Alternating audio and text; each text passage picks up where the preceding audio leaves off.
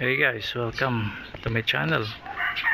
So, ayan, pag-usapan natin yung pag-install ng roofing ng bahay. So, ayan, ready na yung ating rib type na roof.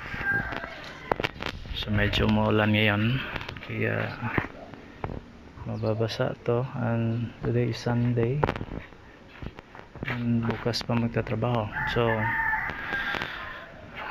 alin ba yung dapat mauna? Tingnan natin sa labas kung ano yung inuna. So ayan guys, yung inuna nila is yung fascia board, yung white na yan. At napansin ko kahapon yung pagtatrabaho nila is medyo mabagal. Isang araw yan lang yung natapos nila hanggang doon sa dulo. Tapos ito dito, yan dito. So dami pang tatrabahoin.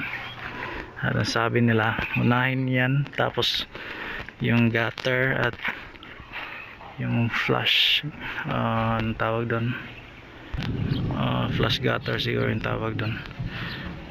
So pag yun yung unahin nila, parang so ilang araw din yun nga, isang araw lang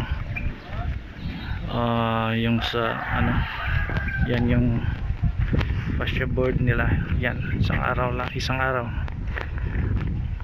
Tapos yan lang, tapos yung yan yung rib type ko dito.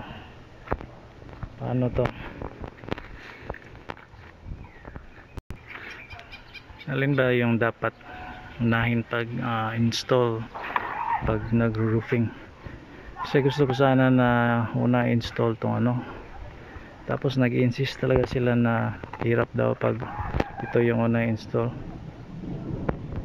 So tanong ko sa inyo guys, yung mga expert, yung mga may karanasan sa pag roofing, kung ano dapat na mauna.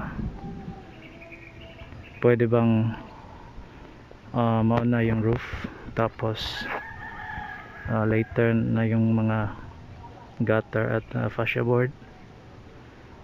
Kasi ayan so bukas Monday, hindi pa yan nila matatapos. Then gutter, tapos Tuesday I'm sure hindi pa matatapos kasi dalawa sila at ang bagal pang kasi yung arawan kasi yung ano pag-sweldo. So yan, so gusto ko sana na ito yung mauna, tapos later na yung ano. May napansin din ako sa ibang ano, sa iba dito na yun naman roof nila yung nauna, mayroon pa nga wala pang ano wala pang gutter at fascia board, may roof na. Yan, so ito ano to, dito lang nakatiwangwang sa gilid na kalsada. Kala ko pag dating na sa aking roof, kasi malayo pa yung pinanggalingan yung inorderan ko nito. At this is almost 70,000. So 70,000 tapos nandyan lang, hindi ba yan mawala? Yan.